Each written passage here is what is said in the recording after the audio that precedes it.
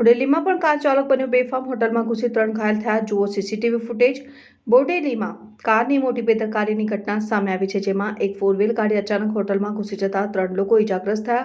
આ સમગ્ર ઘટના હોટલના સીસીટીવી કેમેરામાં કેદ થઈ ગઈ છે, જેમાં દેખાઈ રહ્યું છે કે કાર ચાલકે અચાનક ગાડીનો કાબુ ગુમાવીને હોટલની અંદર ઘુસાડી દીધી છે અને જમવા બેસેલા લોકોને ત્યાંથી ભાગવું પડ્યું।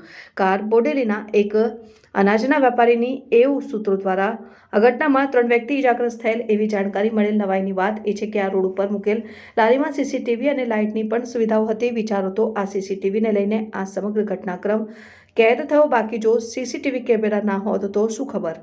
આ ઘટનાના બોડેલીના છોટાઉદેપુર રોડ પર સ્થિત તોરણ હોટલની પાસે બની। થોડા દિવસો અગાઉ એક ટ્રેલર અકસ્માત પછી હવે ફરી એકવાર ગમખ્વાર અકસ્માત બન્યો। સૂત્રો મુજબ હોટલ પાસે આવેલા ગેરકાયદેસર દબાણને કારણે રસ્તાની સફાઈમાં સમસ્યા આવી રહી છે અને આવા દબાણને કારણે આ પ્રકારની દુર્ઘટનાઓમાં વધારો થયો છે।